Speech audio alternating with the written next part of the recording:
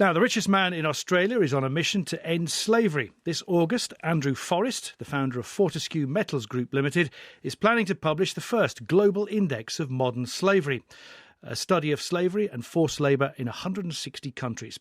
And he's got the backing of an even wealthier individual, Bill Gates, to do it.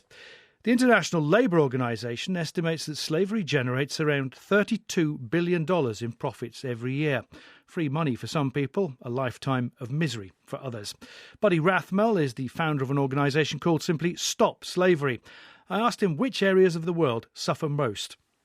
I think that because of society's pressures and values in Southeast Asia and India, obviously the problem is much worse. You know, there's just a different mindset over here that I think allows it to exist at a little bit deeper level in society. How many people in the world do you think are working for nothing, working for someone they don't want to work for in conditions that are sometimes pretty deplorable? You know, the best estimates that we have right now are 27 million people, and I think actually Kevin Bales is working with Twiggy to figure out, you know, what exactly is the number. And, you know, it's hard to have an exact figure because you have a problem that's underground, you have a problem that isn't really visible. And so I think it's a great idea that Bill Gates gave him to try to actually number the problem and figure out where it's greatest and where the greatest needs are. But I think he's got a pretty big undertaking. And which countries would you say are top of the league when it comes to slavery, or bottom of the league, if you want to say it? Well, undoubtedly India. I mean, estimates are that India alone has about 2/3 of the world's slaves. So it's hands down they're winning or losing depending on what way you look at it. You know, Andrew Forrest has said that he hopes to see slavery mortally wounded within a decade. This is obviously an attempt by a big businessman to do something about slavery.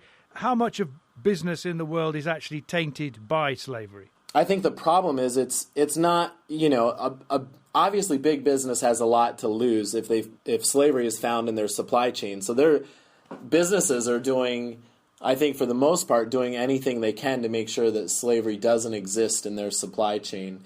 I think what you have, though, is you have the ends of the supply chain. You have individuals that are employing 5 or 10 or 50 people, and then throughout the supply chain, you have people that are enslaving others. You know, it's not, you know, with 6 billion going on 7 billion people in the world, 27 million is not a significant percentage of the population, but obviously for those individuals, you have people that figure I can make more money if I'm using slave labor, and so wherever greed takes over and there isn't a value on human life, I think people try to do it. That's Buddy Rathmell, the founder of an organisation called Stop Slavery, speaking to me there from Bangkok.